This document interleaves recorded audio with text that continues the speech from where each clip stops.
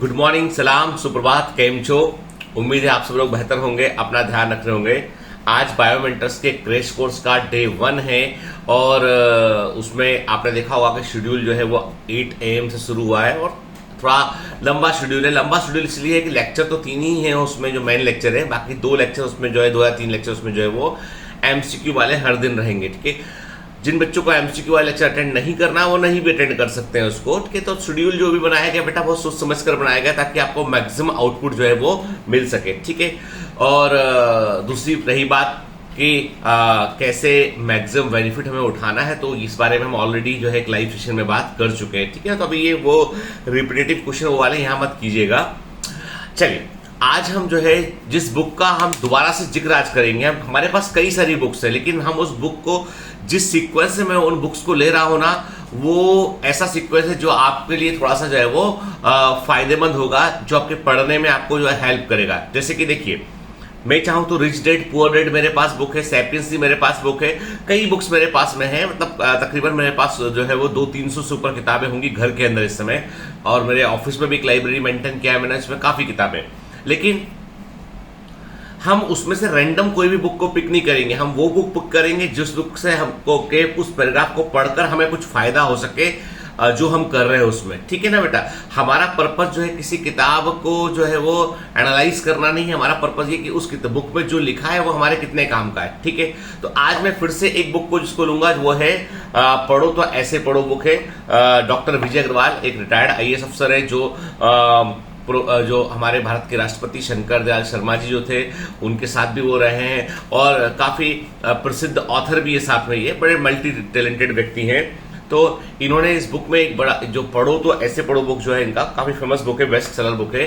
इसमें उन्होंने जो है एक पैराग्राफ और लिखा, उन्होंने वो पैराग्राफ है, कई लोगों को जो है वो एक समस्या होती है वो भूल जाते हैं, पढ़ते तो हैं लेकिन याद नहीं रख पाते हैं, भूल जाते हैं। भूलने की समस्या कई सारे स्टूडेंट को होती है कि वो बार बार चीजों को, बड़ी हुई चीजों को भूल जाते हैं। अब उसके पीछे क्या कारण है, तो ये इनकी बुक में इन्होंने जो है वो साइकोलॉजी ऑफ स्टडी पर उन्होंने काम किया हुआ, काफी सारा इन्होंने लिखा उसके बारे में कि अध्ययन का मनोविज्ञान क्या होता है, कैसे चीजों को हम सीखते हैं। ठीक है, तो इनकी बुक का पेज नंबर 99 में जो है एक पैराग्राफ, एक जो है वो उन्होंने जो है वो टाइटल दिया है, निराश ना हो भूलने से। मतलब जो हम भूल जाते हैं उससे हमें निराश नहीं होना चाहिए। अब सुनिएगा बड़े ध्यान से, आपके बहुत काम का है, आपकी क्या सबके काम का है, जो कोई भी एग्जाम की तैयारी कर रहे हैं उनके काम का है। विज्ञान इस बात को सिद्ध कर चुका है कि हमारे मस्तिष्क पर एक बार जिस वस्तु का बिंब बन जाता है वह फिर कभी नष्ट नहीं होता। मतलब एक बार जो चीज हमारे दिमाग में चली गई ना, वो कभी नष्ट नहीं होती है। आमतौर पर जिसे हम भूलना कहते हैं वह किसी जानकारी का खत्म हो जाना नहीं होता, बल्कि उस जानकारी का गुम हो जाना होता है। मतलब हम कहते हैं ना जो भूल गए, तो वो भूलना नहीं होता, एक्चुअली हम उसको कहीं खो नहीं देते, वो हमारे पास ही होती है, परंतु हम उसको जो है खो देते हैं कहीं पर, वो खत्म नहीं होती है। कहने का मतलब है कि एक बार जो आपके ब्रेन के अंदर गया वो हमेशा सस्टेन करेगा, हमेशा रहेगा, वो खत्म नहीं होता है। वो गुम सकता है पर खत्म नहीं होता है। आमतौर पर जिसे हम भूलना कहते हैं वह किसी जानकारी का खत्म हो जाना नहीं होता, बल्कि उस जानकारी का गुम हो जाना होता है। वह जानकारी हमारे दिमाग में तो है लेकिन फिलहाल हमें मिल नहीं रही है। मिल इसलिए नहीं रही है क्योंकि हमने रखते समय बहुत ध्यान नहीं दिया था। मिल इसलिए नहीं रही है क्योंकि एक बार रख देने के बाद हमने दोबारा उसे ढूंढने की कोशिश नहीं की, क्योंकि हमें उसकी जरूरत ही नहीं पड़ी। कह रहे हो कि आप जो भी मेमोरी अपने दिमाग में रखते हैं वो मेमोरी जो है वो गुम सकती है, खत्म नहीं होती है वो, और आपसे वो मेमोरी इसलिए गुम जाती है क्योंकि आपने उसको कहीं रख दिया और रखने के बाद आपने उस पर ध्यान नहीं दिया, आपने उसको कभी आपको उसकी जरूरत नहीं पड़ी। स्मृति, याददाश्त, विस्मृति ठीक उसी तरह है जिस तरह हम अपनी कोई छोटी सी चीज घर में कहीं रखकर भूल जाते हैं। जब जरूरत पड़ती है तो उसे ढूंढने के लिए मारामारी मच जाती है, लेकिन वह मिल नहीं पाती है। चीज वही लेकिन मिल नहीं रही है। और आपने देखा होगा कि अचानक एक दिन वह मिल भी जाती है।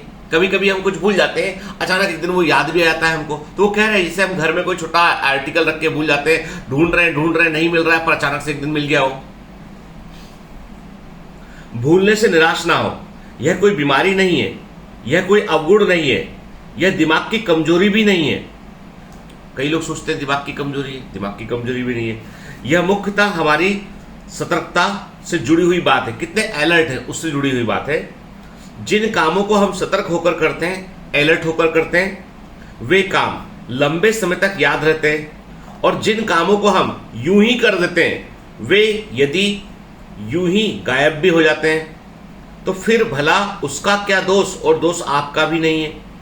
ऐसा इसलिए क्योंकि ऐसा होता ही नहीं है कि हम सारे ही कामों को पूरी अलर्टनेस के साथ कर सकें। यही कारण है कि हमारा मस्तिष्क हर दिन की लगभग 95% सूचनाओं को मिटा देता है।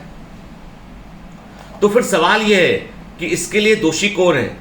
असल में इसके लिए दोषी है हमारी कार्य प्रणाली, जो हमारा वर्क करने का स्टाइल है वो दोषी है।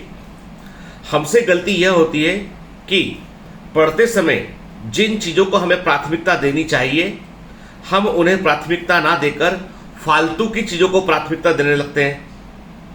अगर आप इतिहास पढ़ रहे हैं तो चूंकि इतिहास के किस्से कहानियां आपको अच्छे लगते हैं, इसलिए आप उसे प्राथमिकता दे देते हैं। कहानियां तो याद रह जाती हैं, लेकिन हम यह भूल जाते हैं कि अकबर किस सन में शासक बना था। हम यह भूल जाते हैं, कहानी याद रहेगी। इसलिए आप विश्वास रखिए कि यदि आप पढ़ते समय या किसी भी बात को सुनते समय अपनी प्राथमिकताओं को ठीक कर लें, तो भूलने के संकट से आप मुक्त हो जाएंगे। यह तो ठीक उसी तरह से है जैसे आप अपनी अलमारी में उन किताबों को और कपड़ों को सामने लगाते हैं जिनकी आपको ज्यादा जरूरत पड़ती है, और जिनकी शायद ही कभी जरूरत पड़ेगी। आप उन्हें अलमारी के सबसे ऊपर के खाने में सबसे पीछे रख देते हैं, जिन्हें निकालने के लिए आपको स्टूल पर चढ़ना पड़ता है। इसी प्रकार दिमाग को भी कम प्राथमिकता वाली बातों को याद रखने के लिए अलग से मेहनत करनी पड़ती है। विश्वास रखिए, विस्मृति इससे अधिक कुछ नहीं है। मतलब जो मेमोरी है इसके अलावा कुछ नहीं, जो बता रहे हैं यही मेमोरी है। एक बात और, भूलना कभी अभिशाप नहीं है, यह तो वरदान है, वरदान। आप खुद सोचकर देखिए कि हमारी जिंदगी में जितनी भी बातें होती हैं, यदि वे सारी बातें हमें याद रहें, तो क्या हम सब आगरा के प्रसिद्ध पागल खाने में भेजे जाने के लायक नहीं हो जाएंगे? हमारे दिमाग में बहुत सी अच्छी बातें रहती हैं तो बहुत सी बुरी बातें भी। यदि कुछ कड़वे अनुभव होते हैं तो कुछ मीठे भी। यदि ये सारे कड़वे अनुभव हमें याद रहें, तो क्या हमारा दिमाग करेले के पानी जैसा कड़वा नहीं हो जाएगा? निश्चित ही ऐसा ही होगा। इस बात पर संदेह मत कीजिए कि याद रखने की अपेक्षा भूलना कहीं अधिक मुश्किल होता है, और चाहकर भूलना हो तो और ज्यादा मुश्किल होता है। क्योंकि जब आप किसी बात को भूलना चाहते हैं तो इसके लिए आप उस बात को पहले याद करते हैं, और इस प्रकार भूलने की जगह उसे आप याद कर बैठते हैं। फलस्वरूप वह लगातार याद होती चली जाती है। प्रख्यात पार्श्व गायक स्वर्गीय मुकेश ने का गाया एक गीत भी है, जिन्हें हम भूलना चाहें वो अक्सर याद आते हैं, क्योंकि आप भूलने के लिए पहले उनको याद करते हैं। हमारे दिमाग में नई चीजों के लिए जगह बन सके, उसके लिए जरूरी है कि हम अपने दिमाग के उन कचरों को निकालकर बाहर फेंक दें जो बेकार में दिमाग में जगह घेरे हुए हैं। भूलने से यही काम होता है, फालतू की चीजें निकल जाती हैं, लेकिन हमारी मुश्किल यह है कि उसके साथ जरूरी चीजें भी निकल जाती हैं। इसलिए याद रखिए कि भूलने की प्रक्रिया से मुक्त नहीं होना है, बल्कि आवश्यक बातों को भूलने की आदत से मुक्त होना है। मतलब आप जो कुछ भी पढ़ते हैं, समझते हैं, उसको प्रायोरिटी दीजिए। ये दिमाग में रखिए कि क्या चीजें याद रखने की हैं, आपको क्या आपको याद रखना है, उनको रिवाइज कीजिए ताकि ब्रेन को ये मालूम चल सके कि वो चीजें इंपॉर्टेंट है, इसलिए आप उसको याद कर रहे हैं। आप उनको रिवीजन का बड़ा महत्व है। मैं आपसे कहता हूं ना कि स्क्रैच कोर्स के जरिए भी हम रिवीजन करने वाले हैं। रिवीजन का बड़ा महत्व है, क्योंकि रिवीजन जब हम रिवाइज करते हैं तो हमारे ब्रेन को मालूम चलता है ये चीजें इंपॉर्टेंट है, इनको हमें कचरा समझ के बाहर नहीं फेंक देना है। तो भूलना कोई बीमारी नहीं है, भूलना एक सामान्य प्रक्रिया है। हाँ, भूलने की प्रक्रिया से आपकी इंपॉर्टेंट इंफॉर्मेशन को बचाना ये कार्य प्रणाली है, ये वर्किंग स्टाइल है, उसको सुधारिए आप।